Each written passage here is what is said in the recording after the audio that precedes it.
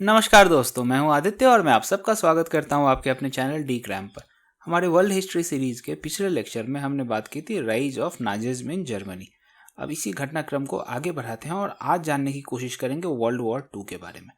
तो सबसे पहले वर्ल्ड वॉर टू जो है ये 1939 से 1945 तक चलता है और ये इस समय तक का दुनिया में हुआ सबसे विध्वंसकारी युद्ध साबित होता है। वर्ल्ड वॉर वन से भी ज़्यादा डिस्ट्रक्शन हुआ था वर्ल्ड वॉर टू में। अब कुछ लोगों का मानना है कि World War Two actually Second World War नहीं था, ये वर्ल्ड वॉर वन का कंटिन्यूएशन था 20 साल के गैप के बाद। वर्ल्ड वॉर वन में फाइनली ट्रीटीज वगैरह साइन हुई 1919 में और तब से इसका अंत माना जाता है और एग्जैक्टली इसके 20 साल बाद 1939 से 1945 तक सेकेंड वर्ल्ड वॉर चला। तो लोगों का मानना है कि ये 20 साल का गैप रहा और इसमें भी गतिविधियां चालू रहीं जिसने हवा दी सेकेंड वर्ल्ड वॉर के शुरुआत होने में। तो इस घटनाक्रम को जानने के लिए फर्स्ट वर्ल्ड वॉर खत्म होने के बाद 1919 से लेकर सेकेंड वर्ल्ड वॉर शुरू होने तक 1939 तक क्या हुआ, कौन कौन से इवेंट्स हुए, इसके बारे में ब्रीफ में चर्चा करते हैं। तो देखो, दो इवेंट्स जो हुए 1919 और 1939 के बीच, इसके बारे में हम लोग डिटेल में दो सेपरेट लेक्चर्स में लास्ट 2 लेक्चर्स में देख चुके हैं, राइज ऑफ फासिज्म और rise of Nazism. Rise of fascism in Italy and rise of Nazism in Germany. तो अगर आपने ये दोनों लेक्चर्स नहीं देखे हैं तो इस लेक्चर के जस्ट पहले वाले जो 2 लेक्चर्स है वो राइज ऑफ फासिज्म और राइज ऑफ नाजिज्म है, आप प्लीज पहले उसे देख लो, फिर आपको चीजें थोड़ी और ज्यादा क्लैरिटी के साथ समझ में आएंगी। अब इसके बाद मैं शुरुआत करूंगा 1922 से। देखो 1922 में क्या होता है कि जर्मनी को याद करो, आपने 6,600 मिलियन पाउंड्स का वॉर रिपेरेशन देना था जो कि जर्मनी देने में असमर्थ हो जाता है और 1922 में डिफॉल्ट कर देता है। इसकी वजह से फ्रांस परेशान हो जाता है। क्यों? क्योंकि फ्रांस और ब्रिटेन ने जो वॉर डेट लिया था यूएसए से, वो वापस यूएसए को चुकाने के लिए उन्हें पैसा कहाँ से चाहिए था? जर्मनी के वॉर रिपेरेशन से। तो जब जर्मनी ने पैसा रोक दिया फ्रांस और ब्रिटेन का, तो फ्रांस और ब्रिटेन को पैसा रोकना पड़ा यूएसए का। अब यूएसए इन पर प्रेशर डालता था। इस वजह से 1922 में फ्रांस ने जर्मनी का रूर रीजन ऑक्यूपाई कर लिया। अब रूर एक इंडस्ट्रियल रीजन हुआ करता था जर्मनी का और इससे जर्मन इकोनॉमी पैरालाइज हो गई। हालांकि यहाँ पे एक जनरल नॉन कोऑपरेशन स्ट्राइक करवा के फ्रांस को वापस धकेलने की कोशिश की गई थी, लेकिन इस ऑक्यूपेशन से जर्मनी की इकोनॉमी जो ऑलरेडी खराब हालत में थी, बैंकरप्सी की हालत में जर्मनी पहुंच गया था, वो इकोनॉमी और बुरी हालत में पहुंच जाती है।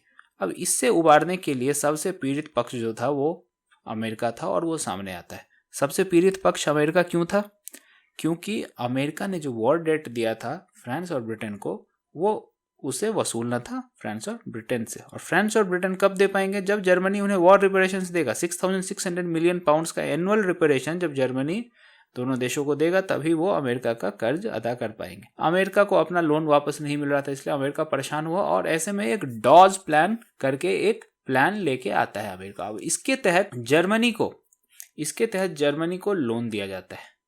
जर्मनी को लोन दिया जाता है और जर्मनी को कहा जाता है कि आप अपने सहूलियत के हिसाब से जब आपको आराम हो तब वॉर रिपेरेशंस देना शुरू करो। और डॉज प्लान के तहत इन्हें लोन भी मिलता है। अब इस लोन से पहले जर्मनी की जो खराब हालत थी, उसकी करेंसी की हालत कितनी डिप्रिशिएट कर गई थी और इतनी बुरी हालत थी करेंसी की कि बच्चे उसका पतंग उड़ाते थे। तो इसके बारे में हमने राइज ऑफ नाजिज्म में बात की है डिटेल में। अब डॉज प्लान से क्या है कि सिचुएशन थोड़ी थोड़ी इंप्रूव होने लगती है। इकोनॉमिक हालत जो बहुत बुरी चल रही थी जर्मनी की, डॉज प्लान ने थोड़ी बहुत सुधारी।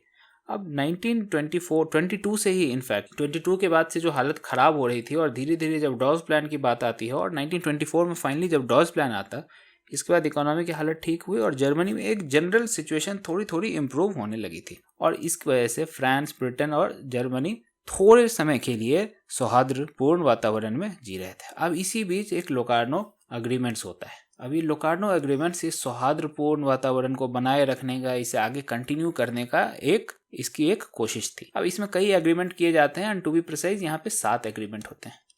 7 एग्रीमेंट के बारे में हम लोग नहीं जानेंगे, लेकिन 2 इंपॉर्टेंट एग्रीमेंट जो है उनके बारे में बात कर लेते हैं, जिसका रेफरेंस में आगे वर्ल्ड वॉर 2 जब चल रहा होगा उस समय मैं आपको दूँ। अब यहाँ पे पहला एग्रीमेंट है जिसमें जर्मनी, फ्रांस और बेल्जियम ये तीनों मिलके एक साथ करार करते हैं कि हम लोग एक दूसरे की इंटरनेशनल बाउंड्री जो है उसको रिस्पेक्ट करेंगे, उसको ब्रीच नहीं करेंगे। और अगर कोई ब्रीच करता है इन तीनों में से कोई, इन तीनों की, जैसे बेल्जियम ने मान लो फ्रांस की बाउंड्री ब्रीच कर दिया, फ्रांस ने जर्मनी की बाउंड्री ब्रीच कर दी या जर्मनी ने बेल्जियम की बाउंड्री ब्रीच कर दी, ऐसे कंडीशन में ब्रिटेन और इटली जिस स्टेट पर अटैक हुआ रहेगा उस स्टेट की मदद करने आएंगे। ये एक इंपॉर्टेंट लोकार्नो एग्रीमेंट का एक पैक्ट था। उसके साथ साथ ब्रिटेन और फ्रांस पोलैंड और चेकोस्लोवाकिया को गारंटी देते हैं। ब्रिटेन और फ्रांस दोनों मिलके पोलैंड और चेकोस्लोवाकिया को गारंटी देते हैं कि अगर जर्मनी अटैक करता है इन दोनों पर तो ब्रिटेन और फ्रांस दोनों मदद के लिए सामने आएंगे। तो इसे लोकार्नो एग्रीमेंट या लोकार्नो स्पिरिट के नाम से भी जाना जाता है, क्योंकि इसने वातावरण थोड़ा सा हल्का किया था, थोड़ा सौहार्दपूर्ण वातावरण था। और उससे पहले डॉज प्लान ने इकोनॉमिक हालत तो सुधारने में मदद की ही थी, लोकार्नो एग्रीमेंट्स ने पॉलिटिकल कंडीशन भी थोड़ी बहुत सुधारने की कोशिश की। इसके बाद एक और कोशिश की जाती है कि जर्मनी का वॉर डेट थोड़ा सा कम किया जाए, उस पर इकोनॉमिक प्रेशर जो डाला गया है वो कम किया जाए, और उसके तहत आता है एक यंग प्लान। अब इस यंग प्लान में जो जर्मनी को वॉर रिपरेशंस देने थे, आपको याद हो ट्रीटी ऑफ वर्साई, तो 6,600 मिलियन पाउंड्स का वॉर रिपरेशन देना था। इसे घटा के 2,000 मिलियन पाउंड्स कर दिया जाता है, जो कि नेक्स्ट 59 ईयर्स में जर्मनी को देना है। अब यहाँ पे यूएसए, ये भी यूएसए का इनिशिएटिव था, और यहाँ पे यूएसए का स्पेशल इंटरेस्ट क्या है कि जर्मनी जब अपना वॉर रिपरेशन यूरोप को देगा तभी यूरोप यूएसए का डेट दे पाएगा। क्यों? क्योंकि वर्ल्ड वॉर 1 के समय यूएसए ने यूरोप को काफी ज्यादा डेट दिया था। वो डेट का रीपेमेंट किस बात पर टिका हुआ है कि जर्मनी वॉर रिपरेशंस यूरोप को देता रहे। इसलिए यूरोप देखो पहले यूएस देखो पहले डॉज प्लान लेके आता, फिर यंग प्लान लेके आता है, और कुल मिला के $12 बिलियन ब्रिटेन और उसके एलाइज को यूएसए ने वॉर टाइम में डेट दे रखा था। लेकिन सिचुएशन यहाँ से खराब होने लगती है, और ये चीजें हमने राइज ऑफ फासिज्म और राइज ऑफ नाजिज्म में भी देखा था। क्यों? क्योंकि यंग प्लान के जस्ट बाद 1929 में वॉल स्ट्रीट क्रैश होता है, अमेरिका में डिप्रेशन आता है, और उसका प्रभाव धीरे धीरे पूरी दुनिया और यूरोप पर पड़ना शुरू हो जाता है। अब 1929 के बाद अमेरिका ने जो डॉज प्लान के तहत जर्मनी को लोन दिया था, उस लोन का रीपेमेंट जल्दी मांगता है। वॉर डेट जो यूरोपियन कंट्रीज को दिया था, एलाइड फोर्सेस को दिया था, उसका उसका पेमेंट जल्दी मांगने लगता है। तो अब जर्मनी के जब जो सोर्स ऑफ फाइनेंस था वो थ्रू लोन था, यूनाइटेड स्टेट्स ने जो लोन दिया था उसके थ्रू जर्मन इकोनॉमी फाइनेंस हो रही थी, वो सोर्स रुक जाता है। अब जर्मनी की हालत यहाँ से धीरे धीरे फिर खराब होती है, और हमने राइज ऑफ नाजिज्म में देखा था कि इसके बाद नाजिज्म अल्टीमेटली 1933 में वाइमर रिपब्लिक को नाजी पार्टी उखाड़ फेंकता है और एक टोटलिटेरियन स्टेट बनाने की ओर अग्रसर हो जाता है जर्मनी को। तो इसके बारे में पिछले लेक्चर में चर्चा कर चुके हैं, और ये राइज ऑफ फासिज्म और नाजिज्म ये भी एक इवेंट था, इसके बारे में हम लोग पहले चर्चा कर चुके हैं, इसके बारे में यहाँ पे बिल्कुल भी डिटेल में नहीं जाएंगे। अब देखो यहाँ पे एक और मुद्दा आपके सामने उभर कर आएगा। अगर आपको वर्ल्ड वॉर 1 वाला लेक्चर याद है, वहां मैंने आपको बोला था कि लीग ऑफ नेशन की स्थापना की गई थी 2 बिंदुओं को ध्यान में रखते हुए, 2 पॉइंट को सेंटर में रखते हुए इसकी स्थापना हुई थी, जिसमें से पहला था the point of collective security. अगर कोई कंट्री लीग ऑफ नेशंस के मेंबर्स के किसी दूसरे कंट्री को अटैक करता है, सभी मिलके उस अग्रेसर को रोकने की कोशिश करेंगे इकोनॉमिकली और मिलिट्री। ये होना चाहिए था, लेकिन ऐसा होता नहीं, और मैंने आपको तब भी बताया था कि इस मुद्दे पर लीग ऑफ नेशंस बुरी तरह से फेल होता है। अब उसकी फेलियर की कहानी आप यहाँ से सुनो, एक एक करके हम लोग देखेंगे कैसे वो फेल हुआ। सबसे पहले 1931 में जापान इन्वेड कर देता है मंचूरिया पर। अब मंचूरिया का जो हिस्सा है उसमें जापान को राइट्स मिले थे। रूसो जापानीज वॉर 1904-1905 में जो हुआ था, उसके बाद अग्रीमेंट्स में मंचूरिया के इलाके में जापान को राइट्स मिले थे। अब ये राइट्स मिलने के बाद मंचूरिया के इलाके में जापान ने काफी ज्यादा डेवलपमेंट वर्क किया था, वहां पे रेलवे बनाया था, इकोनॉमिक एक्टिविटी को फ्लरिश करवाया था। लेकिन धीरे धीरे जब इस बीच चाइना स्ट्रांग हो रहा था, तो जापान को ये डर लगने लगा कि एक स्ट्रांग चाइना जो है वो जापान को मंचूरिया से निकाल फेंकेगा और उखाड़ फेंकेगा। और ये डर और भी गहरा होता गया जब 1929 में ग्रेट इकोनॉमिक डिप्रेशन आया। उस समय पैसों की और भी जरूरत थी, सभी कंट्रीज इस इकोनॉमिक डिप्रेशन से जूझ रहे थे। इस समय क्या करता है जापान, चालाकी दिखाने के लिए जापान कहता है कि मंचूरिया को हमने एक इंडिपेंडेंट स्टेट बना दिया है मैंचुको नाम का, अंडर द चाइनीज एम्पायर। मतलब मंचूरिया को अब मंचूरिया नहीं रहा, ये मैंचुको हो गया, ये एक इंडिपेंडेंट स्टेट है चाइनीज एम्पायर के अंदर। अब जापान यहां तक भी रुक जाता तो बात संभल जाती, लेकिन जापान यहाँ रुकता नहीं है। जापान इसके बाद क्या करता है कि नॉर्थ ईस्टर्न चाइना के बाकी इलाकों पर हमला कर देता, और ये एक खुला इन्वेजन था, एक एनेक्स करने की कोशिश की गई थी, और चाइना के बहुत बड़े इलाके जापान के कंट्रोल में आ जाते हैं। अब देखिए यहाँ पे फिर लीग ऑफ नेशंस को सामने आना था और ये लड़ाई रोकने की कोशिश करनी थी, और जापान एग्रेसर था तो जापान को मिलिटरली और इकोनॉमिकली रोकने की कोशिश करनी चाहिए थी। पर यहाँ फिर से लीग ऑफ नेशन फेल होता है। और सबसे बड़ी बात लीग ऑफ नेशन के फेल होने की क्या थी, जो मैंने आपको फिर से पहले बताया था कि यूनाइटेड स्टेट्स ऑफ अमेरिका जिसके उस समय के प्रेसिडेंट वुड्रो विल्सन जी ने लीग ऑफ नेशन प्रपोज किया था, वो United states of America league of nation कभी ज्वाइन ही नहीं करता है। और लीग ऑफ नेशन तो नहीं ज्वाइन किया, उसके बावजूद अदर देन दैट सेपरेटली मदद करने की भी कोशिश नहीं करता है, क्योंकि ये एक पॉलिसी अपना रखी है यूनाइटेड स्टेट ने फर्स्ट वर्ल्ड वॉर के बाद, पॉलिसी ऑफ आइसोलेशनिस्ट पॉलिसी अपना रखी है कि मुझे दुनिया के बाकी कोने में हो रहे झंझटों में नहीं पड़ना, मुझे अपने ग्रोथ देखना, अपना डेवलपमेंट देखना। तो यूएसए की आइसोलेशनिस्ट पॉलिसी है, और यूरोप के जो बाकी पावर हैं उनकी पॉलिसी रही है पॉलिसी ऑफ अपीजमेंट। इस पॉलिसी ऑफ अपीजमेंट, तुष्टीकरण की नीति के बारे में भी आगे बात करते हैं।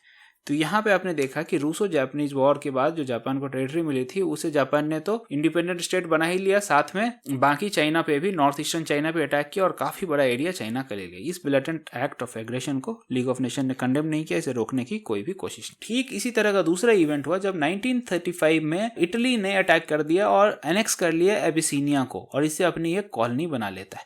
अब एबिसीनिया जो है ये मॉडर्न डे इथियोपिया है, मॉडर्न डे इथियोपिया जो है इसे एबिसीनिया कहते हैं, ये आप ध्यान रखना। तो इथियोपिया पे या एबिसीनिया पे इटली एक अनसक्सेसफुल इन्वेजन का अटेम्प्ट ऑलरेडी 1896 में कर रहा था, पर जैसे पूरी दुनिया ग्रेट डिप्रेशन से परेशान थी इस समय, उसी तरह इटली भी परेशान था। और यहाँ पे आप देखो कि मुसोलिनी इटली का ध्यान इस डिप्रेशन से हो रहे परेशानी, इकोनॉमिक तबाही से हटाने के लिए क्या करता है, इथियोपिया पे दोबारा हमला कर देता है। 1896 में उसे सफलता नहीं मिली थी, दोबारा 1935 में अटैक कर लेता है और इफेक्टिवली इथियोपिया इटालियन रूल के अंदर आ जाता है। ये हमला और इस हमले को ना रोक पाना और हमले होने के बाद उसके काउंटर एक्शन ना लेना, इधर मिलिट्री और इकोनॉमिक एक्शन, यहाँ पे फिर लीग ऑफ नेशंस की फेलियर के बारे में हमें देखने को मिलता है। अब यहाँ पे अब देखो, इसके बाद एक कॉज जो है वो जैसे अलायंस सिस्टम पढ़ा था, ठीक उसी तरह यहाँ पे भी एक लूज अलायंस सिस्टम डेवलप होने की कोशिश की जाती है। अब रशियन रिवॉल्यूशन चैप्टर में हमने पढ़ा था कि लेनिन का क्या गोल था, पूरे यूरोप में कम्युनिज्म, पूरे दुनिया में कम्युनिज्म फैलाना है, और धीरे धीरे यूरोप के बाकी देशों में कम्युनिस्ट पार्टी का जन्म होने लगा था, कम्युनिस्ट पार्टीज पनपने लगी थी। अब इसके खिलाफ जितने भी कैपिटलिस्ट ब्लॉक हैं उन्हें खतरा महसूस होने लगा, इसलिए एक एंटी कॉमिटेंट पैक्ट करता है जर्मनी और जापान। ये keeping in mind Soviet union था, यूएसएसआर को दिमाग में रख के ये पैक्ट किया गया था। और फाइनली इटली भी इन्हें ज्वाइन कर लेता है 1937। तो जर्मनी, जापान और इटली, इन तीनों ने मिलकर एक एंटी कमिटेंट पैक्ट कर लिया और एक सोवियत यूनियन के खिलाफ एक मोर्चा खोल के बैठ गए। अब यहाँ देखो, ये तो एक तरह का पैक्ट हुआ, ट्रीटी हुई तीन कंट्रीज के बीच, पर आप देखेंगे कि जर्मनी, इटली और जापान दोनों के पीठ में छुरा घोंपेगा जब वो नॉन एग्रेशन पैक्ट साइन कर लेगा यूएसएसआर के साथ। यहाँ पे देखो, एंटी कॉमिटेंट पैक्ट साइन करता है जर्मनी, जापान और इटली के साथ कि हम एक एंटी सोवियत ब्लॉक हैं, यूएस अगेंस्ट यूएसएसआर हैं। लेकिन आगे चल के हम लोग देखेंगे कि जर्मनी इन दोनों के पीठ में, यानी कि इटली और जापान के पीठ में छुरा घोंपता है और यूएसएसआर के साथ एंटी एग्रेशन पैक्ट कर लेता है। तो उसके बारे में आगे बात कर। लेकिन इटली सिर्फ एंटी कॉमिटेंट पैक्ट पर नहीं रुका। अब मुसोलिनी क्या करता है इसके बाद कि मुसोलिनी और हिटलर का लव मैरिज हो जाता है, यानी कि फासिज्म और नाजिज्म का लव मैरिज होता है in the form of Pact of Steel. Pact of Steel sign होता है इटली और जर्मनी के बीच 1939, और ये फुल अलायंस है इटली और जर्मनी का, यानी कि मिलिटरीली भी मुसोलिनी ने इटली को जर्मनी के साथ इन्वॉल्व कर दिया। In case of war Italy Germany का साथ देगा या जर्मनी इटली का साथ देगी। तो ये पैक्ट ऑफ स्टील फाइनली एक कंप्लीट अलायंस सिस्टम बना देता है इटली और जर्मनी के। अब देखिए, अलायंसेस का और सीक्रेट ट्रीटी के अंदर भी ट्रीटी, यानी कि एंटी कॉमिटेंट पैक्ट है, पीछे से जाके Germany non aggression pact sign कर रहा है यूएसएसआर के खिलाफ। तो यहाँ पे फिर से अलायंस सिस्टम का दौर शुरू हो जाता है। अब इसके बाद 1919 के ट्रीटी ऑफ वर्साई में आपको याद होगा, जर्मनी पर एलाइड फोर्सेज ने मिलकर काफी सारे रिस्ट्रिक्शंस लगाए। अब हिटलर का मानना था कि ये सारे रिस्ट्रिक्शंस जर्मनी के खिलाफ अनफेयरली लगाए गए हैं और एक एक करके इन्हें तोड़ना शुरू कर देता है। शुरुआत होती है 1935 में, हिटलर कॉन्स्क्रिप्शन रीइंट्रोड्यूस कर देता है, यानी कि कंपलसरी मिलिट्री सर्विस। उसके बाद जर्मनी को नेवी पे भी रिस्ट्रिक्शन लगा हुआ था, लेकिन यहाँ पे अब जिसने रिस्ट्रिक्शन लगाया था उसके साथ ही जर्मनी जाके पैक्ट कर लेता है। अब जर्मनी ने अपना नेवल डेवलपमेंट पहले से ही शुरू कर लिया था। तो 1935 में ब्रिटेन सोचता है कि जब जर्मनी अपना नेवल डेवलपमेंट खुद कर ही रहा है तो क्यों ना इसके साथ एक संधि करके उसे एक लिमिट में बांध दिया जाए। इसीलिए 1935 में ब्रिटेन और जर्मन के बीच एक नेवल एग्रीमेंट साइन होता है, जहां पे ये करार किया जाता है कि जर्मनी की जो नेवी है उसका स्ट्रेंथ ब्रिटिश नेवी के 35% से ज्यादा नहीं हो। अब ब्रिटेन के जर्मनी के साथ इस करार करने से जो ब्रिटेन के अलायंस पार्टनर हैं वो नाराज हो जाते हैं भाई कि हमने जर्मनी को नेवल डेवलपमेंट की परमिशन नहीं दी थी ट्रीटी ऑफ वर्साई में, और आप उसके साथ ट्रीटी कर रहे हो कि आपकी नेवी जो है 35% ऑफ ब्रिटिश नेवी के बराबर हो सकती है। यहाँ ब्रिटेन का मानना था कि एनी हाउ हिटलर जो है हमारे मना करने के बाद भी, ट्रीटी ऑफ वर्साई में डॉक्यूमेंट होने के बाद भी ये सारी चीजें कर रहा है, तो क्यों ना उसे लिमिट कर दिया जाए। तीसरी ब्रीच जो है ट्रीटी ऑफ वर्साई की वो होती है 1936। अब आप याद करो फिर से ट्रीटी ऑफ वर्साई, जहां मैंने बात की थी कि राइन लाइन नाम का इलाका डीमिलिटराइज करवा दिया जाता है जिससे कि एक बफर एरिया बन पाए फ्रांस और जर्मनी के बीच। लेकिन यहाँ पे फिर हिटलर अपने ट्रूप्स को भेज देता है राइन लाइन के इलाके में, और वहाँ फ्रेंच और जर्मन के बीच जो बफर एरिया था उसमें जर्मनी के ट्रूप्स ऑक्यूपाई कर लेते हैं। पर यहाँ फिर से आपको दिखता है कि लीग ऑफ नेशन फेल होता है और साथ ही साथ फ्रांस अपना ट्रूप मोबिलाइज करके जर्मन फोर्सेस को रेसिस्ट नहीं करता। तो ये सारी जो पॉलिसी चल रही थी ये क्या थी? आप देखो कि ब्रिटेन को जो रक्षक था ट्रीटी ऑफ वर्साई का, फ्रांस जो रक्षक था ट्रीटी ऑफ वर्साई का, ब्रिटेन खुद जाके नेवल एग्रीमेंट साइन करता है कि आप हमारी नेवी का 35% स्ट्रेंथ तक बना सकते हो। फ्रांस जब राइन लाइन डीमिलिटराइज था उसमें जर्मनी ने ट्रूप भेजे तो उन्हें अपोज करने के लिए अपनी आर्मी नहीं भेजता। उसके साथ साथ हिटलर ने कॉन्स्क्रिप्शन लागू कर दिया है। उससे पहले हम लोग देख रहे हैं कि इटली ने अबिसीनिया पे अटैक कर दिया। उससे पहले हमने देखा कि जापान ने पहले तो मंचूरिया को एक इंडिपेंडेंट स्टेट बना देता है, उसके बाद बचे हुए चाइना पे भी अटैक कर देता है। पर इन सब में कभी भी लीग ऑफ नेशन सामने नहीं आता है, और ब्रिटेन और फ्रांस जो बड़े पावर हुआ करते थे यूरोप के, उन लोगों ने भी मदद करने की कोशिश नहीं की। तो इस पॉलिसी को, जो पॉलिसी इन्होंने अपनाई थी एग्रेसिव पावर्स के खिलाफ, यानी कि जापान, इटली और जर्मनी के खिलाफ, उस पॉलिसी को पॉलिसी ऑफ अपीजमेंट कहा गया, तुष्टीकरण की नीति। इस पॉलिसी के तहत ब्रिटेन और फ्रांस का मानना था कि एग्रेसर जो है जर्मनी, इटली और जापान, इनकी मांगे जब तक बहुत ज्यादा बेतुकी और अनरीजनेबल नहीं है तो मान लेने में ही भलाई है। अब ऐसा इनका क्यों मानना था, इसके कारण एक एक करके डिस्कस करेंगे, और ये इंपॉर्टेंट टॉपिक है तो आप थोड़ा ध्यान से समझने की कोशिश करना। देखो फिर यहाँ पे रशियन रिवॉल्यूशन की बात होगी। रशियन रिवॉल्यूशन में लेनिन ने क्या कहा था, जैसे कि मैं आपको बार बार बताता आ रहा हूँ, उनका मानना था कि पूरी दुनिया में हमें कम्युनिज्म फैलाना है और धीरे धीरे कैपिटलिस्ट को खत्म करना है। ये जो कम्युनिज्म का खतरा था ये पूरे वेस्टर्न ब्लॉक पे छाया हुआ था और सभी को इसका अंदेशा था, और धीरे धीरे कम्युनिस्ट पार्टीज भी डेवलप करती जा रही थी सारे कंट्रीज में। इस मुद्दे को दिमाग में रखकर ब्रिटेन और फ्रांस सोचते हैं कि अभी हमारे सामने हिटलर और मुसोलिनी से ज्यादा बड़ा खतरा ये कम्युनिस्ट है, कम्युनिस्ट रशिया है। जब रशिया के खिलाफ अगर मैं हिटलर और मुसोलिनी को छोड़ दूं तो उन्हें मुझे कुछ कंसेशन देना होगा। कुछ कंसेशन देने के लिए ये लोग हिटलर और मुसोलिनी और जापान का जो एक्ट है, एक्ट ऑफ अग्रेशन, उसे छोड़ देने की कोशिश करते हैं, लेकिन ये असफल रहता है। क्यों? क्योंकि एंटी कॉमिटेंट पैक्ट, यानी कि anti communist, anti USSR, anti Russia pact तो जर्मनी, इटली और जापान ने बनाया, जैसा कि अभी अभी हमने बात की। लेकिन इस एंटी कम्युनिस्ट ब्लॉक के पीछे ये एक छुरा घोंपता है जर्मनी, और फाइनली जाके एक नॉन एग्रेशन पैक्ट साइन कर लेता है सोवियत रशिया के साथ। तो इसके बारे में आगे बात करेंगे कि कब साइन होता है। इसके साथ साथ ब्रिटेन लड़ाई से बिल्कुल दूर रहना चाहता था। पूरे दुनिया ने वर्ल्ड वॉर 1 का विध्वंस देखा था। अब उस विध्वंस को दोबारा ना दोहराया जाए, इसकी पूरी गारंटी रखने की कोशिश की जाती है किसी भी कीमत पर, चाहे वो कीमत पॉलिसी ऑफ अपीजमेंट करके ही क्यों ना हो। साथ ही साथ ब्रिटेन उस समय एक फुल स्केल वॉर के लिए पूरी तरह से अंडर प्रिपेयर्ड था, इसलिए ब्रिटेन लड़ाई में नहीं उतरना चाह रहा था। इसके अलावा पॉलिसी ऑफ अपीजमेंट फॉलो करने का ब्रिटेन और फ्रांस का एक कारण आप ये भी देख सकते हो कि उस समय दुनिया का सबसे बड़ा पावर, जो सुपर पावर बन चुका था धीरे धीरे, वो था यूनाइटेड स्टेट्स ऑफ अमेरिका। और यूनाइटेड स्टेट्स ऑफ अमेरिका, जैसा कि अभी थोड़ी देर पहले मैंने आपको बताया, एक आइसोलेशनिस्ट पॉलिसी फॉलो कर रहा था। उसे दुनिया के किसी भी दूसरे कोने में हो रहे लफड़े में अपनी सेना को नहीं फंसाना था। तो जब यूएसए का साथ नहीं है, ब्रिटेन अंडर प्रिपेयर्ड है, दुनिया ने वर्ल्ड वॉर 1 का विध्वंस देख लिया है ऑलरेडी 1914 से 1919 तक, तो क्या ब्रिटेन तैयार होगा एक और लड़ाई? ये भी एक कारण था कि इन एग्रेसिव पावर्स के खिलाफ कोई एक्शन नहीं लिया जाता है लीग ऑफ नेशंस के। इसके साथ साथ एक फीलिंग और भी थी ब्रिटेन और फ्रांस के मन में कि जर्मनी को थोड़ा सा हार्शली ट्रीट किया गया है ट्रीटी ऑफ वर्साई में, और कहीं ना कहीं ये मुद्दा दिमाग में रखते हुए यंग प्लान भी आया था। अब याद करो, जिसमें जो वॉर रिपेरेशंस जर्मनी को देने थे 6,600 मिलियन पाउंड्स के, उसे कम करके 2,000 मिलियन पाउंड कर दिया जाता है। ब्रिटेन के दिमाग में ये भी था कि जर्मनी को काफी हार्शली ट्रीट किया गया, इसलिए उसे कुछ कंसेशंस देने चाहिए, और इसके तहत जर्मनी के जो एक्शंस हैं उन एक्शंस को ब्रिटेन धीरे धीरे ओवरलुक करता जाता है। साथ ही साथ एक और रीजन आप जान लो कि जर्मनी का जो वॉर रिपेरेशंस आ रहा है उस वॉर रिपेरेशन के थ्रू ही ब्रिटेन और फ्रांस अपना वॉर डेट वापस कर रहे हैं यूनाइटेड स्टेट्स ऑफ अमेरिका को। तो अगर जर्मनी के खिलाफ कोई एक्शन लिया जाता है तो जर्मनी सीधे ही वॉर रिपेरेशन बंद कर देगा, तो उनके वॉर डेट देने में भी दिक्कत हो सकती है।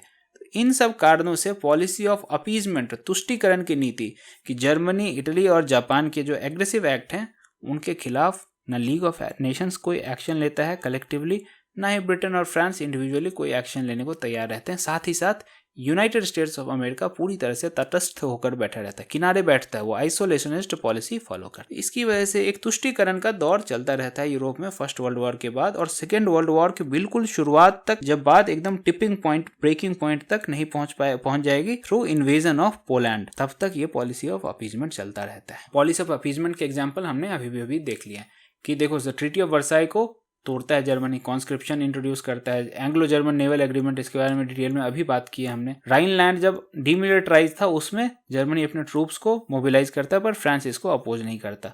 जापानीज इन्वेजन ऑफ मंचूरिया हमने ऑलरेडी बात कर ली है। इटालियन इन्वेजन ऑफ एबिसिनिया यानी कि इटली, अभी हमने बात कर ली है। तो ये सारे एग्जाम्पल हमारे पॉलिसी ऑफ अपीजमेंट के। लेकिन इन सारे पॉलिसी ऑफ अपीजमेंट का भी बाप और दादाजी थे Munich conference. Ultimate act of appeasement policy was Munich conference. अब अगर आपको ट्रीटी ऑफ वर्साई याद होगा तो वहां मैंने आपको बताया था कि चेकोस्लोवाकिया को जर्मनी की टेरिटरीज चारों तरफ से काट के दूसरे कंट्रीज को दी गई थी। यहाँ से नॉर्थ स्लाइशविक दे दिया गया था जर्मनी को।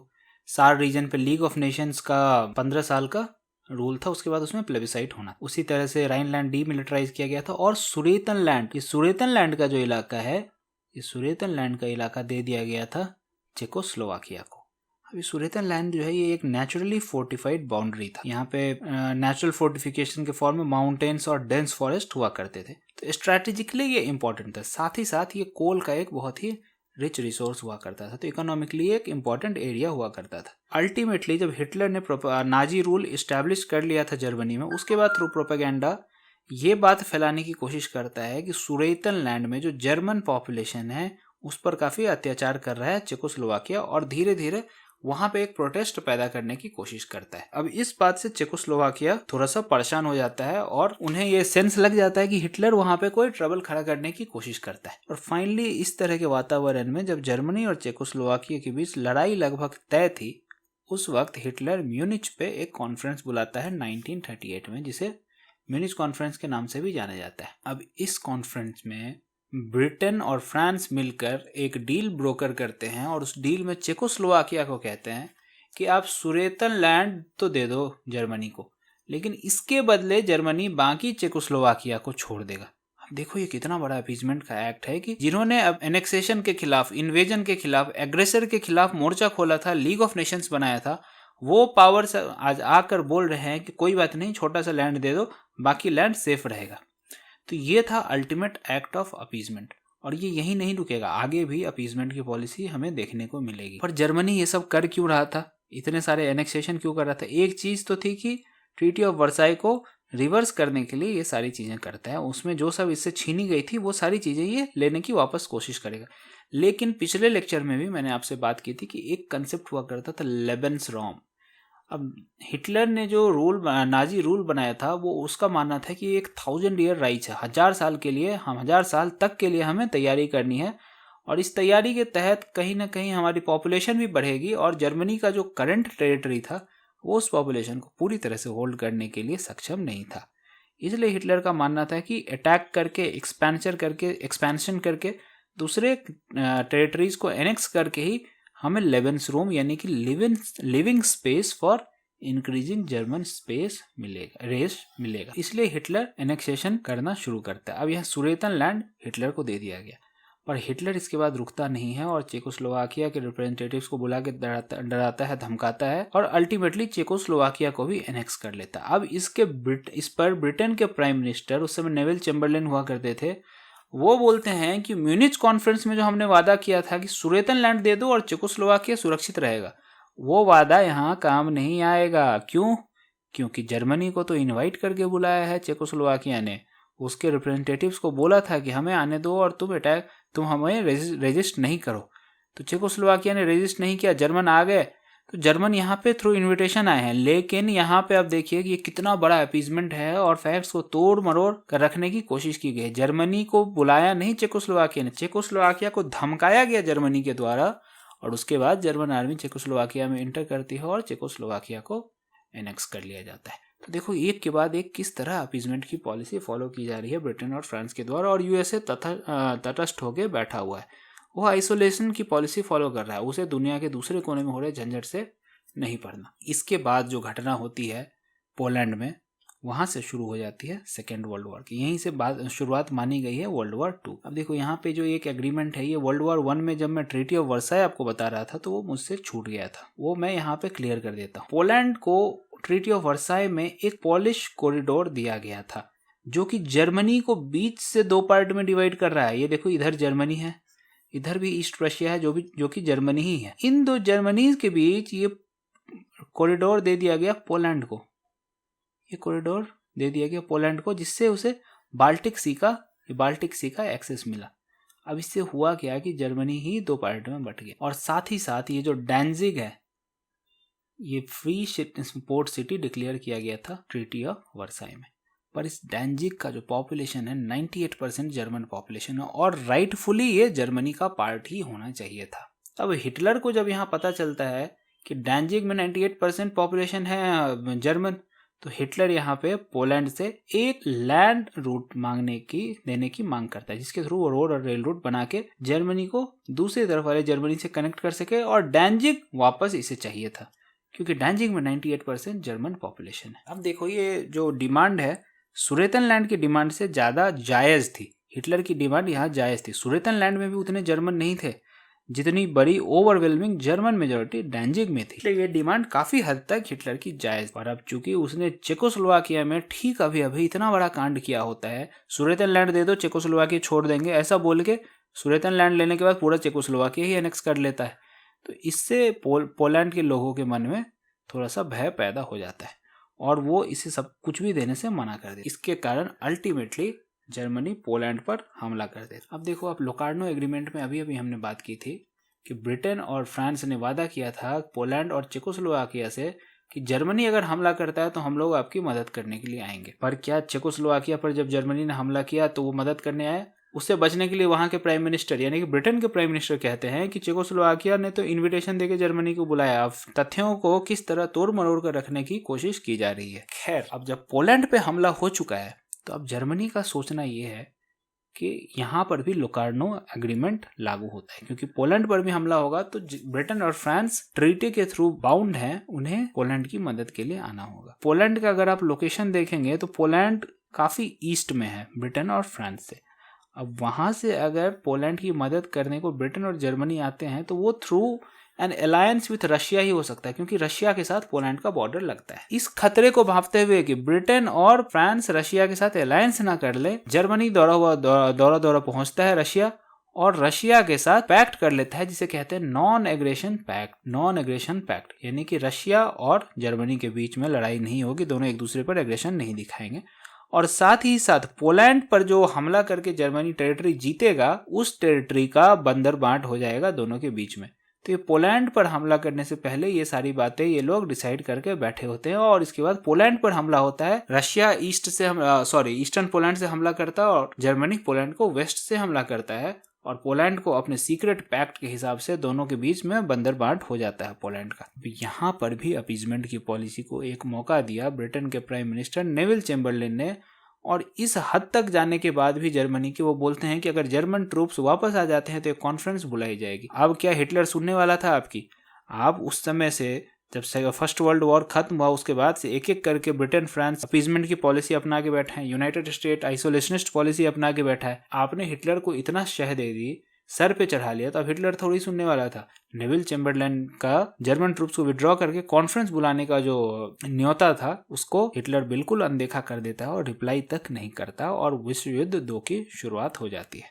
तो इसके बाद जर्मनी ने और रशिया ने मिलकर पोलैंड पे अटैक किया और अपने सीक्रेट अंडरस्टैंडिंग के हिसाब से उसका बंदरबाट कर लिया, दोनों आपस में मिलजुल के बांट लेते। अब इसके बाद पोलैंड पर हमले के बाद नेक्स्ट 5 मंथ तक जो लड़ाई होती है उसमें एक्चुअल फाइटिंग कुछ नहीं होती है, इसलिए इस फेज को फोनी वॉर भी कहा गया है। पर जब ये 5 मंथ का हिएटस, 5 मंथ का जो गैप है, ये फोनी वॉर खत्म होता है, इसके बाद जर्मनी इन्वेड कर देता है स्कैंडिनेवियन पेनिनसुला में। अब ये है हमारा स्कैंडिनेवियन पेनिनसुला। अब इस स्कैंडिनेवियन पेनिनसुला में जर्मनी अटैक कर देता है नॉर्वे पर। क्यों? क्योंकि नॉर्वे के जो पोर्ट्स थे, ये जो पोर्ट सिटीज है, ये बहुत इंपॉर्टेंट है जर्मनी के लिए, क्योंकि स्वीडन से जो ओर्स आ रहे हैं जर्मनी के लिए, जो स्वीडन से जर्मनी के लिए ओर आ रहे हैं, वो थ्रू नॉर्वेजियन पोर्ट्स ही आते हैं, थ्रू नॉर्वेजियन पोर्ट्स आते हैं। इसलिए जर्मनी का मानना था कि अगर नॉर्वेजियन पोर्ट्स पर ब्रिटेन और फ्रांस ने पहले अटैक करके कब्जा कर लिया तो इसके सोर्स ऑफ एनर्जी उस पर एक खतरा मंडरा सकता है। इसलिए स्वीडन से आने वाले ओर्स का फ्लो बंद ना हो, नॉर्वेजियन पोर्ट्स पर जर्मनी कब्जा कर लेता है। अब इसी बीच जो नेविल चैम्बरलेन ब्रिटेन के प्राइम मिनिस्टर हुआ करते थे, उन्हें बदल दिया जाता है और नेविल चैम्बरलेन की जगह आते हैं विंस्टन चर्चिल। अब नेविल चैम्बरलेन से, उनकी पॉलिसी से ब्रिटेन की जनता परेशान थी कि आपने पॉलिसी ऑफ अपीजमेंट इतने दिन तक फॉलो किया, और किया तो सो किया, पर उसका कोई बेनिफिट भी नहीं मिला और हिटलर आज हमारे घर तक पहुंच गया है। खैर, अब हिटलर भी रुख करता है हॉलैंड, बेल्जियम और फ्रांस का, और तीनों पे हमला करता है और इस बार एक पॉलिसी फॉलो करता है जिसे ब्लिट्जक्रिग कहते हैं। अब ये ब्लिट्जक्रिग की पॉलिसी क्या थी? ये एक लाइटनिंग स्ट्राइक करता है, हॉलैंड, बेल्जियम और फ्रांस तीनों पर एक लाइटनिंग स्ट्राइक करता है। वर्ल्ड वॉर 1 की गलतियों से जर्मनी ने सीख ले ली थी। वर्ल्ड वॉर 1 में जर्मनी का मानना था कि उसके पास fast moving manoeuvrable force along with air support अगर रहता तो वो काफी अच्छा प्रदर्शन वर्ल्ड वॉर 1 में कर सकता, पर ऐसा हुआ नहीं। इसीलिए इस गलती से सीख लेते हुए सेकेंड वर्ल्ड वॉर में वो ब्लिट्जक्रिग की पॉलिसी अपनाता है और एक mobile unit, fast moving mobile unit supported by लुफ्टवाफे, जो कि जर्मनी की एयरफोर्स हुआ करती थी, इन दोनों के साथ और आर्मर टैंक डिवीजन के साथ सारा कुछ एक साथ मूव होता है। इतनी तेजी से मूव होता है कि अपोजिशन को संभलने का मौका नहीं मिलता है और हॉलैंड और बेल्जियम एक झटके में ये कब्जा कर लेता है और फ्रांस भी 22 जून 1940 को सरेंडर कर देता है। अब आप देखो कि ईस्टर्न फ्रंट पे रशिया के साथ इसने नॉन एग्रेशन पैक्ट किया है। ईस्टर्न फ्रंट पे रशिया के साथ नॉन एग्रेशन पैक्ट किया है और उसको करने का एक कारण ये भी था कि उसे पता था कि दोनों फ्रंट पे पिछली बार जो गलती हुई थी वो दोबारा दोहराई ना जाए। वेस्टर्न फ्रंट जो कि फ्रांस और ब्रिटेन है और ईस्टर्न फ्रंट जहां रशिया है, दोनों फ्रंट पे एक साथ ना लड़ना पड़े, ये सोचकर भी इसने नॉन एग्रेशन पैक्ट किया था। अब नॉन एग्रेशन पैक्ट करने का इसका मोटिव रशिया पर अटैक नहीं करना नहीं था, इससे ज्यादा बढ़िया मोटिव इसका था कि दोनों फ्रंट पर एक साथ ना लड़ना पड़े।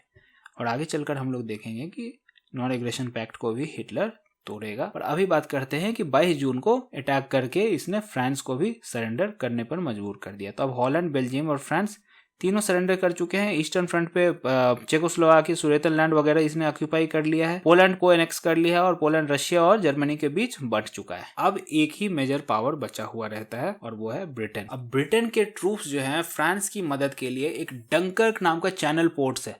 अब ये चैनल पोर्ट क्या है?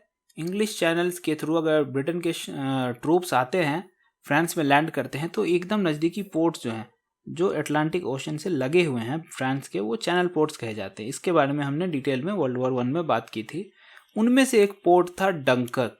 इस डंकर्क नाम के पोर्ट पे 3.5 लाख, 3.5 लाख एलाइड फोर्स के ट्रूप्स फंसे हुए थे और उसमें ज्यादातर जो थे वो ब्रिटिश थे। इन सभी पर तीनों दिशाओं से हिटलर की फोर्सेज अटैक कर रही थी और पीछे समंदर था। तो यहाँ से एक हीरोइक रेस्क्यू अटेम्प्ट होता है और उस अटेम्प्ट के थ्रू लगभग सारे के सारे ट्रूप्स ब्रिटेन वापस अपने लैंड पर ले जाता है। तो इस पर एक बहुत अच्छी मूवी बनी है डंकर, अगर आप चाहो, आपके पास समय हो तो आप इसे देख सकते हैं। अब देखिए कि अल्टीमेटली सिर्फ एक ही पावर बचा है, ब्रिटेन, और वो ब्रिटेन की भी हालत खस्ता है, उस पर भी वॉर के बादल मंडरा रहे हैं। लेकिन यहाँ पे प्राइम मिनिस्टर चेंज हो चुके हैं, नेविल चैम्बरलेन को बदल के अब विंस्टन चर्चिल आ चुके हैं। अब फाइनली जर्मनी हमला करता है ब्रिटेन पर, और ये हमला लैंड के थ्रू नहीं होता, ये अपना एयरफोर्स यूज करके अटैक करने की कोशिश करता है। और जो घमासान युद्ध होता है वो होता है लुफ्टवाफे यानी कि जर्मन एयरफोर्स और रॉयल एयरफोर्स जो कि ब्रिटेन का एयरफोर्स हुआ करता था। इन दोनों के बीच घमासान युद्ध होता है और किसी तरह ब्रिटेन का जो एयरफोर्स है वो जर्मनी के लुफ्टवाफे को रोकने में सफल हो जाता है। इसलिए हिटलर का जो ब्लिट्जक्रिग का फॉर्मूला था, लाइटनिंग स्ट्राइक करके अपोजिशन को परेशान करके तुरंत धराशाही करने का जो उसका फॉर्मूला था, वो यहाँ पे काम नहीं करता और ब्रिटेन को नहीं हरा पाता। Britain was still standing strong, और ये सब होता है उसके रॉयल एयरफोर्स की वजह से। ब्रिटेन के पास जो रेडार टेक्नोलॉजी थी उस समय काफी एडवांस स्टेज में थी और उससे उनको जर्मनी के जो जहाज आ रहे होते हैं उनका पता काफी पहले चल जाता है। तो इस एडवांटेज की वजह से ब्रिटिश रॉयल एयरफोर्स को काफी मदद मिलती है और जर्मन का इन्वेजन रुक जाता है। पर उसके मन में कम्युनिज्म के खिलाफ जो नफरत भरी थी, अगर वो आपको जानना है तो आप माइन कैम्प पढ़ेंगे। हिटलर की बुक माइन कैम्प जो उसने लिखी थी, माई फाइट या माई स्ट्रगल, बियर हॉल कोप के बाद जब उसे 5 साल की सजा हुई थी, याद करो पिछला लेक्चर मैंने बात की थी इसके बारे में, उसमें आपको इविडेंटली दिखेगा कि ये किस तरह का एंटी कम्युनिस्ट है। उसमें कुछ थीम्स, पॉपुलर थीम्स है एंटी सेमाइटिज्म, यानी कि anti semitism, anti Jewish feeling, militarism, extreme nationalism, purity of German race, Lebensraum, और इन सब के अलावा एक और थीम जो सबसे प्रोमिनेंट है, एंटी कम्युनिज्म। हिटलर के मन में कम्युनिस्ट के खिलाफ जहर घोला हुआ था और ये जहर सिर्फ एक नॉन एग्रेशन पैक्ट कर लेने से नहीं दूर होने वाला था। नॉन एग्रेशन पैक्ट सिर्फ एक स्टॉप गैप मेजर था जिसके तहत हिटलर को पता था कि उसे ब्रिटेन से भी लड़ना पड़ेगा, फ्रांस से भी लड़ना पड़ेगा, और वो एंटी कम्युनिस्ट है तो उसे रशिया से भी लड़ना पड़ेगा। तो ईस्टर्न फ्रंट पे रशिया से और वेस्टर्न फ्रंट पे फ्रांस और ब्रिटेन से एक साथ ना लड़ना पड़े, इसलिए इसने नॉन एग्रेशन पैक्ट कर लिया था। साथ ही साथ इसकी यह भी कोशिश थी कि पोलैंड के साथ जो ट्रीटी है ब्रिटेन और फ्रांस की, उसको ऑनर करने के लिए ब्रिटेन और फ्रांस कहीं यूएसएसआर से संधि ना कर लें, इसीलिए भी इसने ये एक स्टॉप गैप मेजर लिया था। लेकिन अब जब ब्रिटेन के खिलाफ इसकी असफलता हुई एयर फॉर एयर बैटल में, उसके बाद हिटलर थोड़ा तिरमिला गया। अब यहाँ पे ये एक स्ट्रैटेजिक ब्लंडर करता है अपना पहला वाला, और वो पहला ब्लंडर था कि वो रशिया पर अटैक कर देता है नॉन एग्रेशन पैक्ट को ब्रीच करते हुए, और इस ऑपरेशन को नाम दिया जाता है ऑपरेशन बारबारोसा। ऑपरेशन बारबारोसा के तहत नॉन एग्रेशन पैक्ट को ब्रीच किया जाता है, जो कि सिर्फ एक स्टॉप गैप मेजर था। आप ये ध्यान रखो कि नॉन एग्रेशन पैक्ट में कोई सब्सटेंस नहीं था, सिर्फ दोनों फ्रंट पे, वेस्टर्न और ईस्टर्न फ्रंट पे एक साथ ना लड़ना पड़े, इसलिए नॉन एग्रेशन पैक्ट किया गया था। इस नॉन एग्रेशन पैक्ट को ब्रीच किया जाता है और ऑपरेशन बारबारोसा करता है हिटलर, और उसके तहत रशिया को इन्वेड कर देता है। हालांकि हिटलर के जनरल्स ने उसे रोकने की कोशिश की थी, पर हिटलर नहीं माना। अब रशिया जैसी वास्ट टेरिटरी है, अब याद करो नेपोलियन का क्या हश्र हुआ था, अब ठीक वही हश्र हिटलर की आर्मी का भी होता है।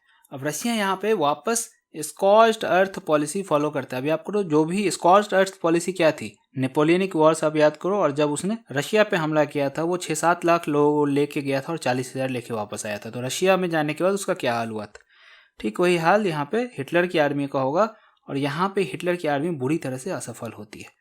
उसके कारण थे रशिया स्कॉच्ड अर्थ पॉलिसी फॉलो कर रहा है, यानी कि जो भी यूजफुल चीजें हैं उन सबको जलाता हुआ रिट्रीट कर रहा है। और जब रशिया धीरे धीरे रिट्रीट कर रहा है, उसके साथ साथ जर्मन फोर्सेस फॉलो कर रही है, और इस बीच विंटर आ जाते हैं, उससे पहले बरसात आ जाती है। तो जर्मन की जो हेवी मशीनरी थी, टैंक्स वगैरह थे, वो लैंड गीला होने की वजह से आगे नहीं जा पा रहे हैं, उसके सप्लाई लाइन स्ट्रेस हो गए हैं, स्कॉच्ड अर्थ पॉलिसी होगी। इस वजह से हिटलर ईस्टर्न फ्रंट पे भी रशिया के साथ उसकी ब्लिट्जक्रिग की पॉलिसी दोबारा से फेल होती है, और रशिया पे अटैक करना जर्मनी का पहला स्ट्रेटेजिक ब्लंडर होता है। दूसरा स्ट्रेटेजिक ब्लंडर क्या है वो आगे बात कर। इस तरह से हमने देखा कि हिटलर ने पोलैंड पे अटैक किया, उसका बंदरबांट होता है पोलैंड की टेरिटरी का रशिया के साथ। क्यों? नॉन एग्रेशन पैक्ट साइन हुआ था यूएसएसआर के साथ।